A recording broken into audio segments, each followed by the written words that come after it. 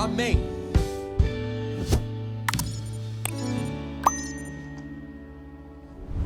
Abra sua Bíblia em Marcos capítulo 2, versos de 1 a 12. Marcos 2, versos de 1 a 12.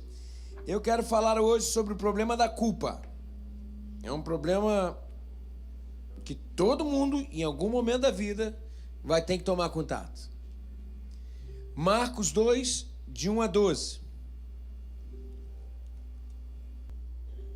Você está com tua Bíblia aberta aí? Antes eu quero fazer uma introdução aqui. Eu quero falar sobre esse assunto, sob a perspectiva de Jesus curando a culpa de alguém. Mas antes eu quero ler um texto do apóstolo Paulo e olhar ele para uma outra ótica, que é 2 Coríntios capítulo 5, versículo 17. Diz o seguinte, a gente conhece: e assim, se alguém está em Cristo, é o quê? Nova criatura. As coisas velhas se passaram, eis que tudo se fez novo. Vamos falar isso, vamos lá? Se alguém está em Cristo, é nova criatura. As coisas velhas se passaram, eis que tudo se fez novo. A gente olha esse texto e a gente faz e usa esse texto para quê? Para sempre justificar para alguém que está chegando na igreja, ou que encontrou Jesus, ou que quer encontrar Jesus. Fala, ó, com Cristo você é nova criatura. As coisas se passaram e tudo se fez novo. E isso é bom, isso é válido, realmente é isso. Mas quando o apóstolo Paulo falou isso, ele traz consigo um background muito importante. A gente pensar no Paulo falando isso, sem olhar para a história dele, é diminuir essa afirmação de Paulo. A afirmação de Paulo aqui é clara. Ele está dizendo assim, gente, olhem para mim. Olhem para a minha história. Eu não estou falando de alguém aqui que não tem uma história que o abone, que abona. Ou seja, a história do apóstolo Paulo, ela é uma história de perseguição ao evangelho. Eu estou falando aqui de um assassino. Paulo é assassino. O que Paulo fazia antes de ter um encontro com Jesus no encontro de Damasco era matar os cristãos. Agora você imagina o que isso poderia gerar em termos psicológicos para o apóstolo Paulo. Paulo estava ali falando que se estamos em Cristo, nós somos novas criaturas e tudo passou, as coisas velhas se passaram e tudo se fez novo. Agora percebam Paulo falando isso, sob a perspectiva, por exemplo, daquele que consentiu na morte de Estevão. Aqueles que apedrejaram Estevão, botaram as túnicas nos pés de Paulo para que ele pudesse segurar, e ele ficou olhando aquilo tudo. Aquele homem sendo apedrejado até a morte, pois Paulo assassinou Estevão. Paulo, no caminho de Damasco, estava indo para lá para perseguir cristãos e matá-los. Eu estou falando de um cara aqui que fechava seus olhos e enxergava sangue. Fechava os seus olhos e via as imagens daquele que ele matou de forma martírica, de forma na forca, matou de apedrejamento, matou com espada. Isso tudo o apóstolo Paulo viveu. Alguns dizem que o espinho na carne de Paulo poderia ser as possibilidades: cegueira, por alguns textos específicos, mas uma das correntes teológicas coloca o espinho na carne do apóstolo Paulo como esse assombro, esse fantasma do seu passado, de ter levado nas suas costas sangue de muito crente que ele próprio matou. Como é que o apóstolo Paulo lidou com isso? Aí nós chegamos nesse texto. Assim, se alguém está em Cristo, é nova criatura. Paulo está falando dele. As coisas velhas se passaram. Ou seja, a imagem do martírio, da morte, da dor dos outros que eu causei, passou e tudo se fez novo. Esse texto ele tem um peso muito maior para o apóstolo Paulo, porque deixa para trás esses fantasmas da sua história que ele tinha. E deixar para trás isso não é fácil não, gente. Na verdade, todos nós escondemos fantasmas no nosso subconsciente. Fantasmas e sombras que muitas vezes nos paralisam.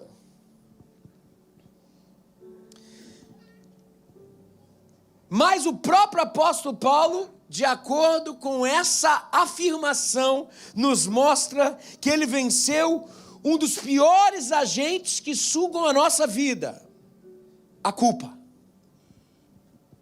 Será que a gente tem algum tipo de agente paralisador dentro da gente? Será que nós escondemos alguns esqueletos debaixo do nosso subconsciente? Algumas irresoluções passadas, algumas inconsistências. Será que de alguma forma a gente é afetado por isso?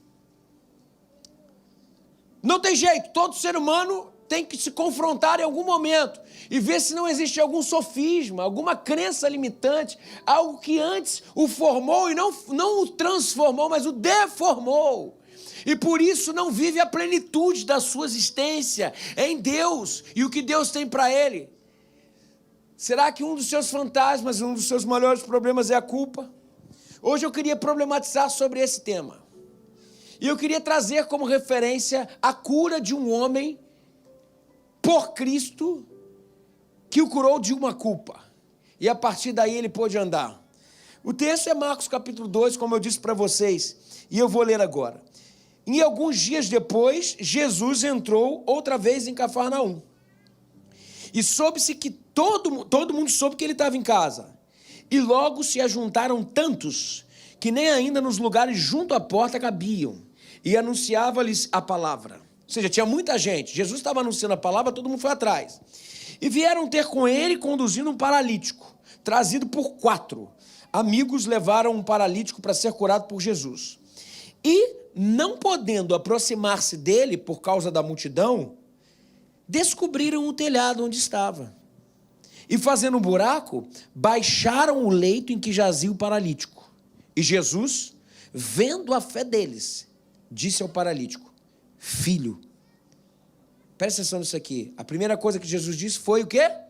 Filho, perdoados estão os teus pecados. E estavam ali assentados alguns dos escribas, que arrazoavam em seus corações, dizendo: por que diz este assim blasfêmias? E eu quero frisar essa próxima pergunta dos escribas e fariseus: quem pode perdoar pecados, senão Deus? E Jesus, conhecendo logo em seu espírito que assim arrazoavam entre si, lhes disse: por que arrazoais sobre essas coisas em vossos corações? Qual é a mais fácil de Jesus? Dizer ao paralítico: estão perdoados os seus pecados? Ou dizer-lhe: levanta-te e toma o teu leito e anda? Ora, para que saibais que o Filho do Homem tem na terra poder para perdoar pecados. A ti te digo, olhando para o paralítico: levanta-te, toma o teu leito e vai para a tua casa. Imediatamente levantou-se e, tomando logo o leito, saiu em presença de todos, de sorte que todos se admiraram e glorificaram a Deus, dizendo: nunca vimos tal coisa. Vamos até aqui. O que fica na minha mente é exatamente essa parte do versículo 7, que foi uma provocação dos escribas e fariseus, porque Jesus disse: perdoados estão os seus pecados, não curando o paralítico, mas perdoando pecados, e como desdobramento curou. E os fariseus perguntaram: quem pode perdoar pecados senão Deus? Sabe, essa pergunta aqui é uma das mais sérias que se pode fazer acerca da culpa humana. Sem dúvida nenhuma, porque um dos problemas mais sérios que cada ser humano tem que resolver é o problema do seu desencontro. É o problema, inclusive, da sua consciência latejante, da sua alma que grita infeliz, atormentada por culpas, fantasmas, temores acerca de si, dos outros, e temores acerca de Deus. Essa sensação imensa de dívida que todos nós temos em algum momento da vida, de débito que as pessoas têm e que a gente tem, inclusive, e é em razão disso que as pessoas sofrem tanto. E aí, a pergunta que essa pessoa do texto, essas pessoas, os fariseus, levantam é extremamente pertinente. Pode alguém que não Deus perdoar pecados? É óbvio que eles não sabiam que Jesus era Deus. É óbvio disso, é óbvio, mas eles acertaram em cheio. Sabe por quê? Porque olhando por esse lado, a pergunta deles carregava uma verdade: só Deus pode perdoar pecados. Só Deus pode nos libertar dos fantasmas da nossa história e nos fazer nova criatura, como já lemos o apóstolo Paulo falando. Isso é óbvio. O pai, a nossa mãe, os nossos filhos, amigos podem desculpar a gente, mas Ninguém cancela o débito humano em um erro eterno, a não ser o Criador. Ninguém pode perdoar pecado senão Deus. Eles acertaram em cheio. E a pergunta que muita gente faz até hoje é: por que só Deus pode perdoar pecados? Por que nós temos que recorrer a essa solução última, tão abstrata, sabe? Para termos assim a mesma culpa, a nossa culpa aliviada. Será que a religião não poderia? Sabe, por diversas vezes e até hoje a história pensa que pode. A história e o presente, na Idade Média, vendiam indulgências. E que as indulgências? Era uma tentativa de aplacar a culpa do ser humano. Era uma tentativa de comprar alívio, de comprar salvação, de garantir a sua entrada no céu, de exorcizar os fantasmas do passado. Hoje em dia não é muito diferente, gente.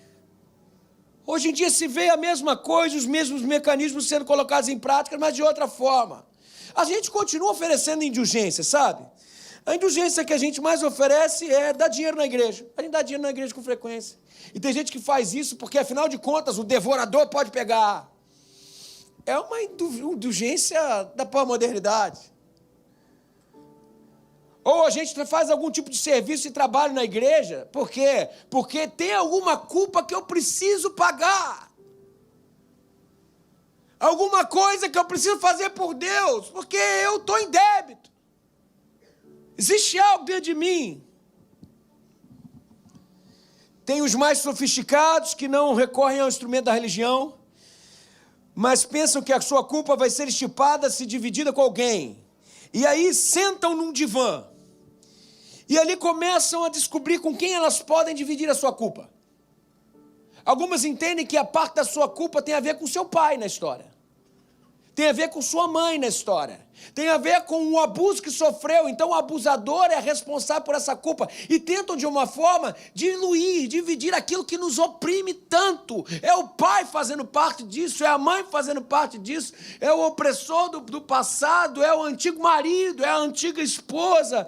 Mas lá no fundo, a coisa continua latejando.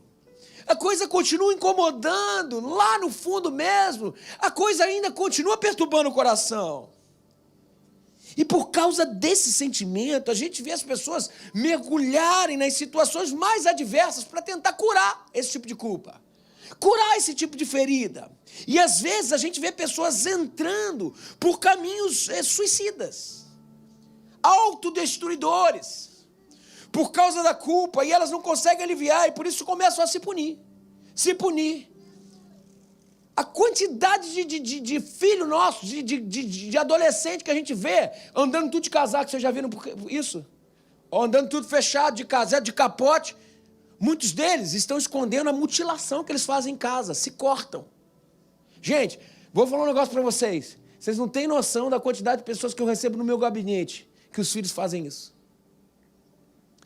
É gente tentando se punir por algo que aconteceu, ou que fizeram com ele, por alguém que destruiu totalmente a sua consciência, destruiu totalmente as suas emoções.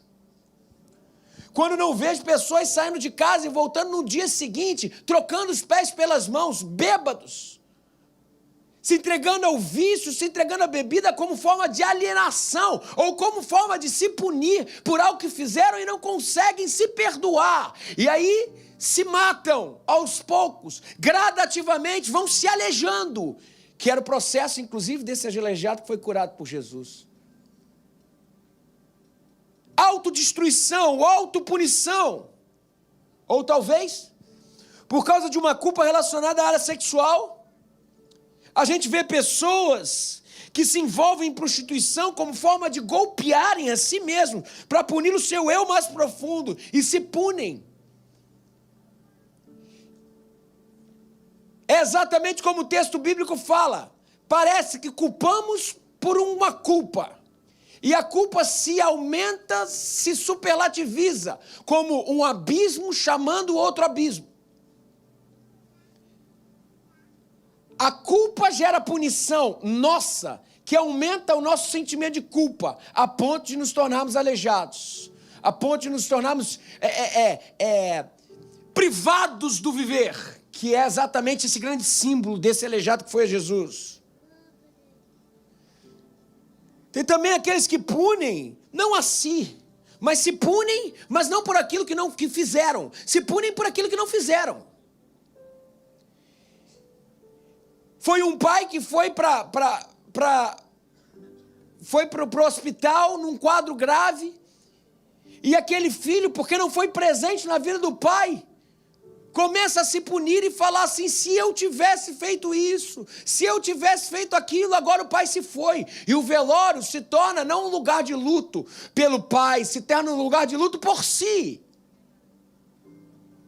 Pelo que não fez em vida, é o luto da omissão. E sim, aquele que sabe fazer o bem e não faz, comete pecado. A omissão é pecado.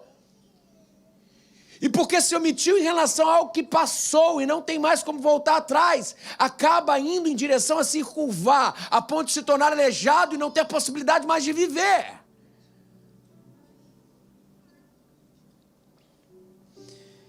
Sabe, eu não sei qual é o motivo da sua culpa, mas eu descubro todos os dias, sendo pastor e olhando o rebanho que tenho, e mesmo no momento daqueles que dizem que são povo de Deus, mesmo no lugar onde o povo de Deus está reunido, há um grande número de pessoas que são achatadas por essa culpa.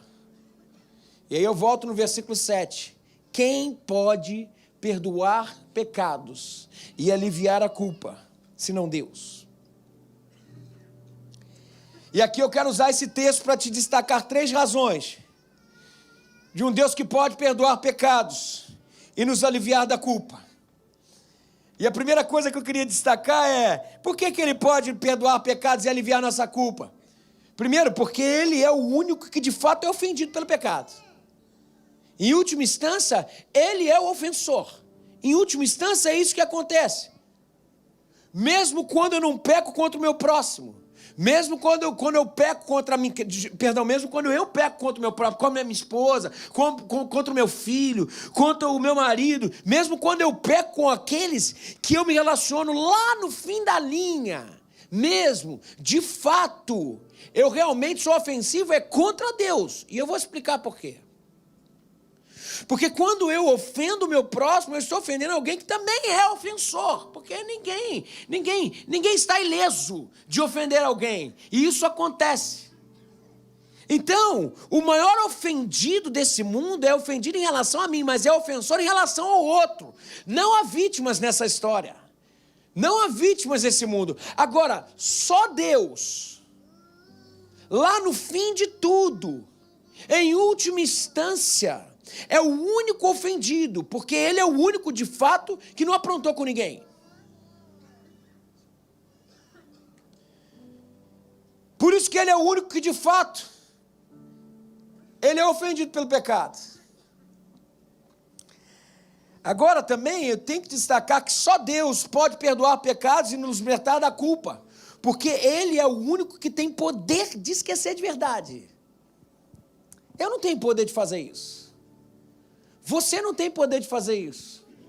A gente até pode dizer que perdoa e libera o outro, ou nos perdoar, mas de verdade, é difícil a gente se livrar daquela imagem. Sabe aquela imagem que te assombra quando você fecha o olho? Sabe aquela imagem que te faz diferente, te mostra o passado e você não consegue tirar ela da tua mente? Sabe aquela voz, aquela entoação de voz? Sabe aquela entonação que não sai do seu coração? Sabe aquelas palavras que quem falou escreveu em areia, mas você guardou em pedra no seu coração? Pois bem, a gente não consegue. Mas Ele, o nosso Deus, é o único que pode dizer: dos teus pecados eu já não me lembro mais. Dos teus pecados eu já não me lembro mais. Ele é o único que pode ter e é engraçado, essa amnésia seletiva. Porque Ele mesmo sendo onisciente, Ele resolve esquecer. Ele é o único que pode ter essa amnésia coletiva que incide sobre si próprio. Ele tem o poder estranhamente de saber tudo e, ao mesmo tempo, esquecer tudo aquilo que depõe contra nós. Ele tem poder de saber de tudo, mas sem saber mais da minha culpa em relação ao que ele sabe. Dos seus pecados, eu já não me lembro mais. Louvado seja Deus. Mas também destaco que só Ele pode perdoar pecados e nos libertar da culpa. Porque, de fato, Deus é o único que tem vontade de perdoar de verdade. Vontade, de verdade. Eu encontro um monte de gente que, mesmo que se conseguisse esquecer, não tem vontade nenhuma de esquecer. Sabe, lá no fundo, gente, a gente não quer esquecer. A gente quer ter aquele trunfo, sabe? Aquela carta na manga. Saca quando a gente briga com a nossa esposa, com o nosso marido? Daí você vai pontuar alguma coisa para ele ou para ela e fala assim, olha, pô, cara, tá errado. É isso, e realmente tá errado. Daí, o que ela faz ou ele faz? Ah, eu tô errado, mas lá em 1960... Não se olhem agora, tem gente se olhando. Porque no fundo, o erro nós somos meritocratas nessa relação. E nós fazemos isso não é com o marido, com a esposa, não, nós fazemos muito com as relações. Errou comigo, está anotado. Eu te perdoo, mas está anotado, eu vou usar no momento. Eu errei, errei. Cara, vou ter que fazer alguma coisa. Sabe o que eu tenho que fazer? Perdão não basta. Sei lá, vou levar um chocolate. Leve chocolate, não tem nenhum problema em relação a isso. Mas desde que não seja assim, ó, para pagar, tira do caderninho. Gente, no fundo, os nossos erros são trunfo para outros usarem contra nós. E os erros dos outros nós usamos como trunfo para a gente usar num momento indevido contra a pessoa. Essa é a verdade. Agora, só Deus, de fato, tem vontade de perdoar. Ninguém mais. E por que Ele quer perdoar? Por quê? Primeiro eu destaco porque Deus sabe que a culpa retida adoece o homem. Se não, vejamos. Jesus está em Cafarnaum pregando a mensagem do reino de Deus. E o que acontece nesse texto que nós acabamos de ler, ele está dentro de uma casa lotada, e os amigos ficam sabendo que Jesus está lá e falam com o seu amigo paralítico, vamos lá que eu vou te levar lá, você vai ser curado.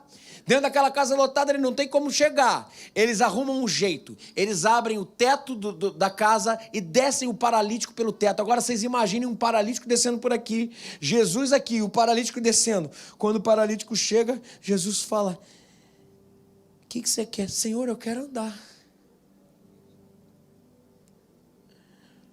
Aí Jesus vira para ele e fala assim, filho, os seus pecados estão perdoados. Espera aí. O problema do homem não era o pecado. O problema do homem era físico. Aquele homem não foi procurar um sacerdócio para fazer um sacerdote para fazer um confessionário. Mas agora, pense, todo torto aquele homem estava na cama e Jesus vem falando sobre pecados. Por quê? Porque Jesus olha para os olhos daquele homem e sabe quando aquela paralisia começa nele. E ele sabe que o problema daquele homem é culpa. O problema daquele homem é que não se reconciliou com o seu passado. Por isso os pecados precisavam ser perdoados. Sabe que ele tinha feito alguma coisa. Ele sabia algo lá atrás, sabe? Tão forte, tão agudo, tão íntimo que o afetara a ponto de fragilizá-lo tanto que aquilo começou a destruí-lo aos poucos, a encurvá-lo aos poucos, a paralisá-lo. Sabe, isso é uma ação moral, mas com consequências psicológicas, emocionais e físicas, no caso desse homem, que se somatiza, e isso acontece a todo momento. A somatização afeta na carne, a carne atrofia. Não foi da noite para o dia, foi algo gradativo. Começou com desânimo. Depois vai para uma depressão. E a depressão faz com que a gente se isole. E com o isolamento vem a atrofiação. E a partir dali uma sensação de não querer mais viver. E aí a gente não quer sair da cama. E aí os músculos não querem mais responder. E depois a gente não consegue mais ficar em pé. E daí só fica sentado. Daqui a pouco nem sentado nós ficamos lá. E aí deu no que deu, paralisia. Não consegue mais andar. Mas tudo começa com a culpa. Por isso, Jesus se refere, se dirige à palavra, à sua alma, seus pecados. Eles estão perdoados, não é levanta e anda primeiro. E aqui eu quero fazer uma grande observação. Eu não estou dizendo que toda doença tem a ver com culpa. Mas eu posso te afirmar que muitas delas começam lá. Meus irmãos, a quantidade de gente que eu encontro no gabinete fazendo, que definem a sua vida como um lugar onde não há perdão e por isso esquecem e sepultam o seu futuro, não está escrito. É gente que por escolha própria vai se atrofiando numa cama e precisa não escutar de Jesus, levanta e anda, precisa escutar os seus pecados estão perdoados. Tem gente hoje que não precisa de cura física, precisa de cura da alma. Pecado perdoado.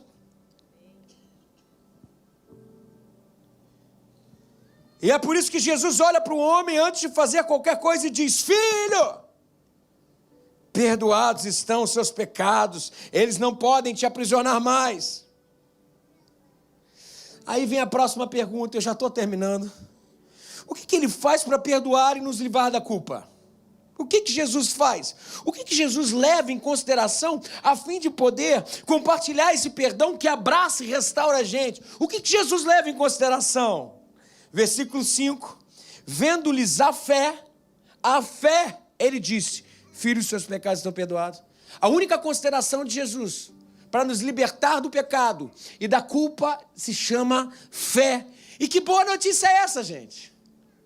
Jesus, o Deus Todo-Poderoso, só leva a fé em consideração, e não o que aquele homem tinha feito, não o que aquele homem, a sua história pregressa, não o que aquele homem podia trazer para trocar algum tipo de dinheiro, algum tipo de qualidade, nada disso foi levado em consideração. A fé não depende de boas obras, a fé não depende de pedigree de ninguém, de status espiritual de alguém. A fé pode nascer em qualquer lugar, mesmo na alma mais desprezível. E é isso que me fez lembrar da história de um filho que também caiu num declínio moral absurdo e se encharcou, se enlameou em culpa e em desgraça. A história mais bonita que Jesus já contou para mim na Bíblia. E essa história é narrada por Cristo em uma de suas parábolas, a parábola do filho pródigo. A gente conhece muito bem. Um meninão que resolve virar a mesa. E agora a gente vai ver o caminho de todos nós, porque todos nós somos pródigos. E quando somos pródigos, estamos indo em direção à culpa, indo em direção à prisão e à alienação e à paralisia. Mas a gente vai ver o regresso. E como que Jesus faz para tirar daquele, ou como o próprio pai faz para tirar a culpa daquele filho.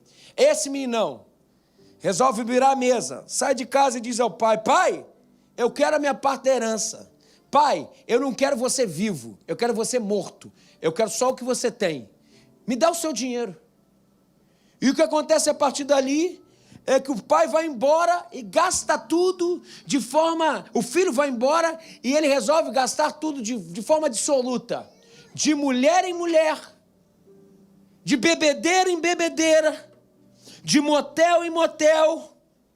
Até que tudo seca. Os recursos acabam. E a satisfação mingua no coração. E ele entra em crise.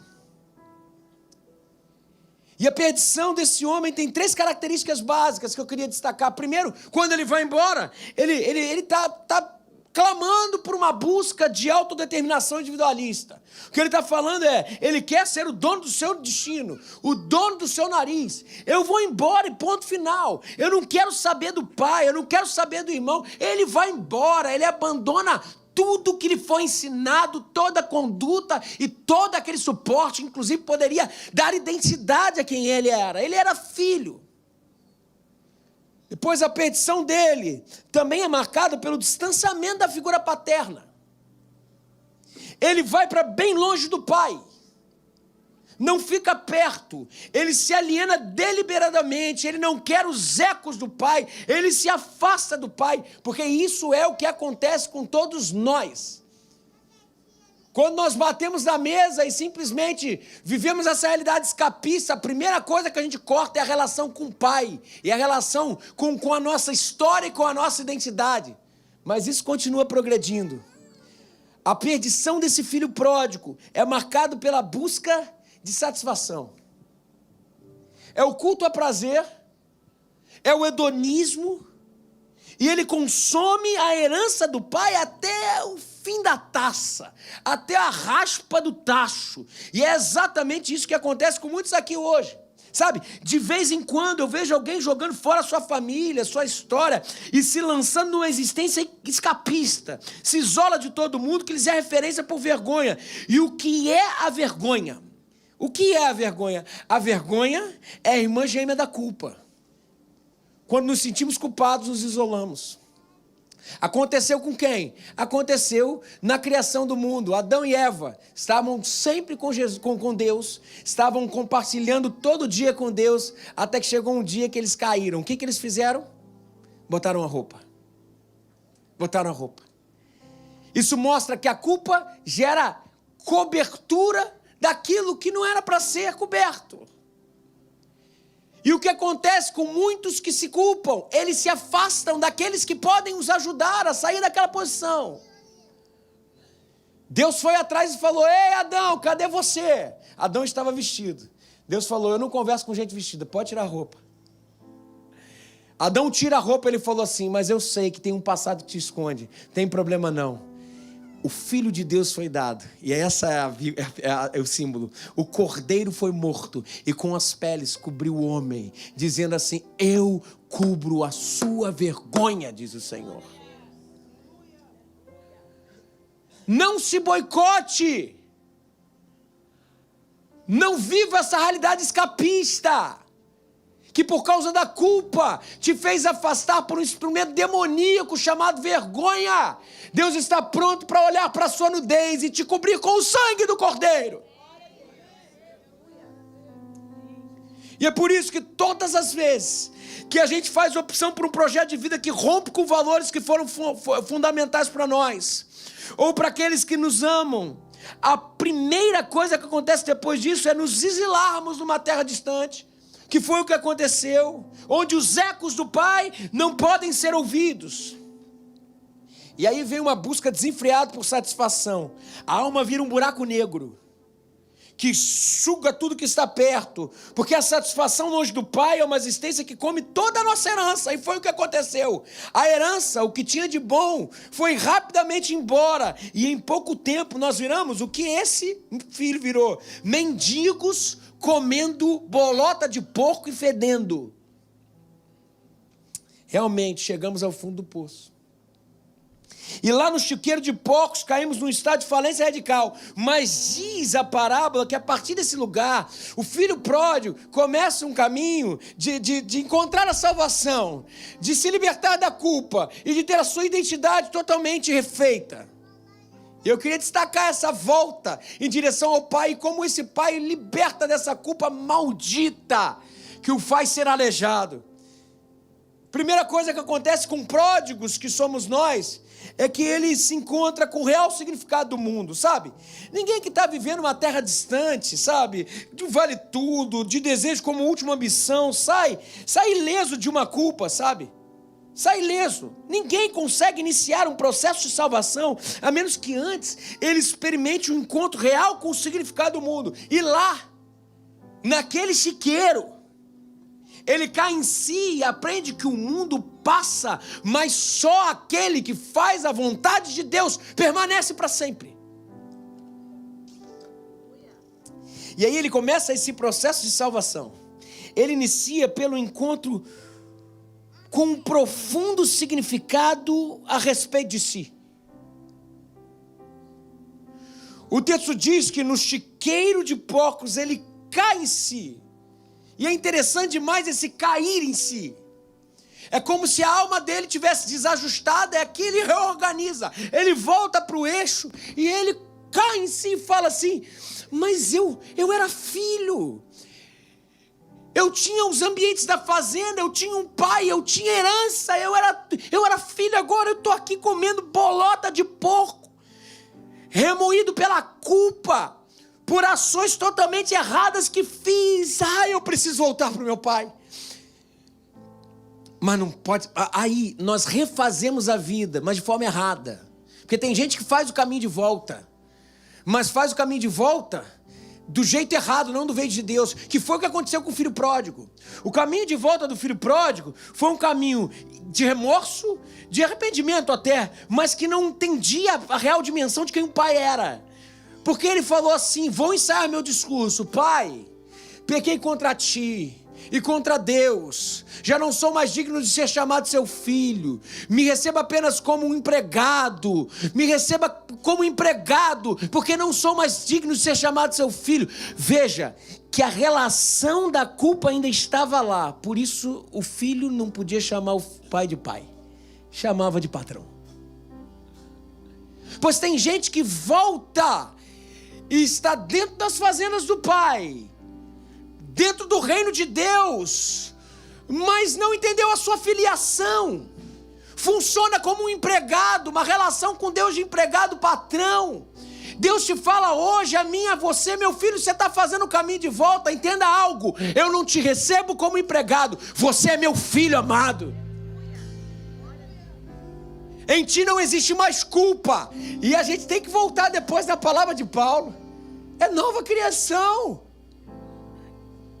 Esse caminho de volta é um caminho que vai inclusive se despindo das suas arrogâncias, a ponto de saber assim: olha, eu vou pagar pelo que eu fiz, era o que o filho pedia.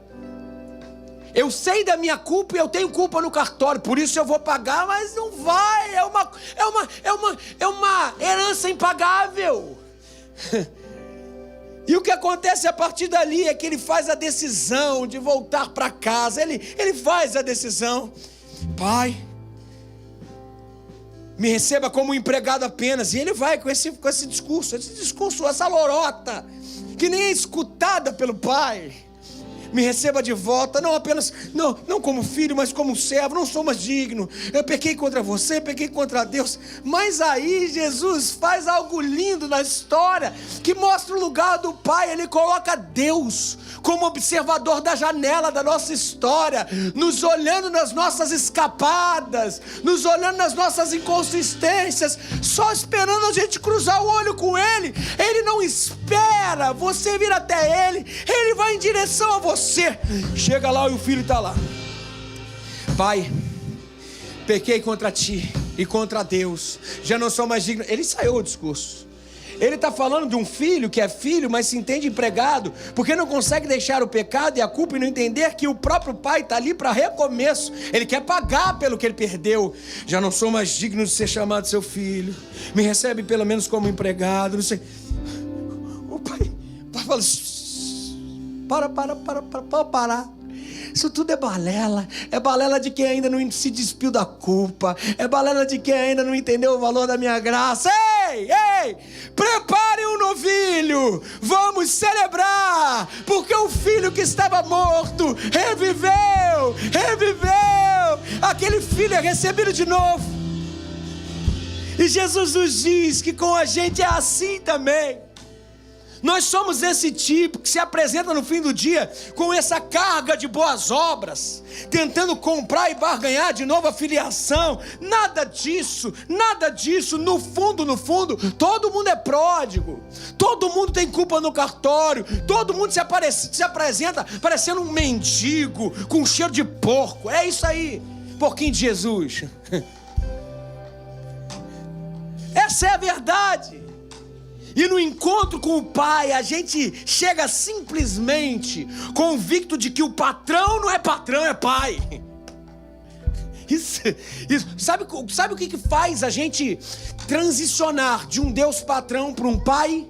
É deixar todas as nossas culpas e dores no sangue de Jesus, que nos purificou de tudo.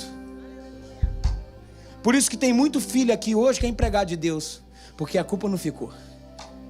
Isso é poderoso demais.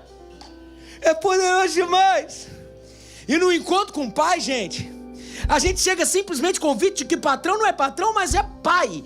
E é misericórdia. E não vai me tratar segundo as minhas obras, mas vai me tratar segundo a multidão das suas misericórdias. As misericórdias do Senhor nos perseguem, diz o texto. Bondade e misericórdia te perseguirão todos os dias da sua vida. E habitarei na casa do Pai por longos dias. Não é do patrão, é do Pai. É do Pai. Deus leva em consideração essa fé, e em razão dessa fé que Ele diz: filho, os seus pecados estão perdoados. E quais são os resultados imediatos desse perdão? E eu termino aqui. Isso é tão bonito que eu vou falar agora. E o que o perdão traz para a gente? O perdão traz restauração dos vínculos com Deus, nos libertando do peso da culpa. Consciência de perdão nos liberta da culpa. Perdão que não restaura a gente com Deus não é perdão. E é por isso que qualquer religioso, qualquer ajuda religiosa, qualquer ajuda psicanalítica não resolve. Ela é inconsistente. Porque a gente só resolve o problema da culpa quando a gente ouve Deus chamar a gente de filho. E a gente pode chamar Ele de pai. Voltamos à cura daquele paralítico. Lembra que eu pedi para vocês ressaltarem o texto? Qual foi a primeira palavra que saiu da boca de Jesus com aquele paralítico? Foi o quê? Filho. Agora é até esquisito, sabe por quê? Porque nós estamos falando de um garotão de 33 anos. Jesus tinha 33 anos. Aquele rapaz, sei lá, devia ser um jovem também. Eu estou falando de um garotão, filho. Gente, a gente tem que entender um negócio. Quem está falando ali naquele momento não é um garotão de 33 anos. Quem está falando ali naquele momento, que fala para mim e para você também paralisado pelas nossas inconsistências, pela culpa, é o próprio Deus eterno. Filho, os seus pecados estão perdoados. A primeira coisa que acontece quando esse perdão chega é que Deus me chama de filho e eu ouço dele. Nós ouvimos pai. Pai, o perdão restaura a paternidade. E o perdão também traz restauração dos recursos que a culpa atrofiou. É isso. A culpa atrofiou a vida desse homem. Ele caminhava e parou de caminhar, se movimentava e parou de se movimentar.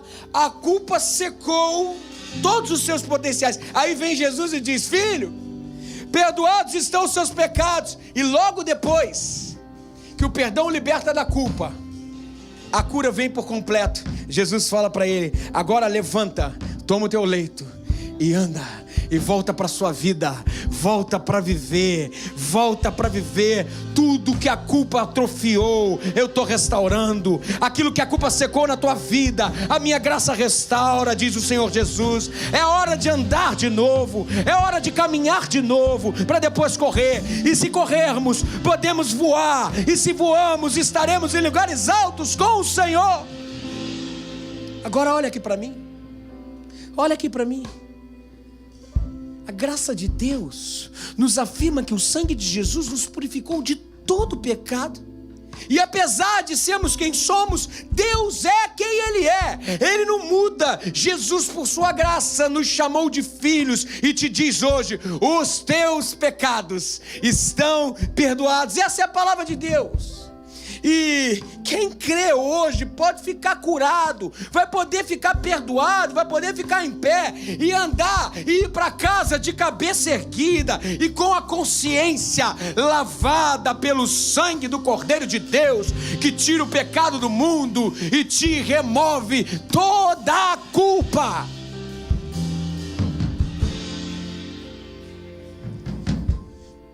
Quantos paralíticos temos aqui?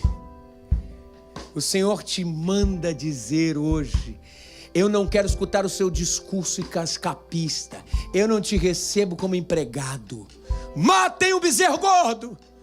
O filho que estava morto voltou. Você quer começar uma vida nova com Jesus hoje?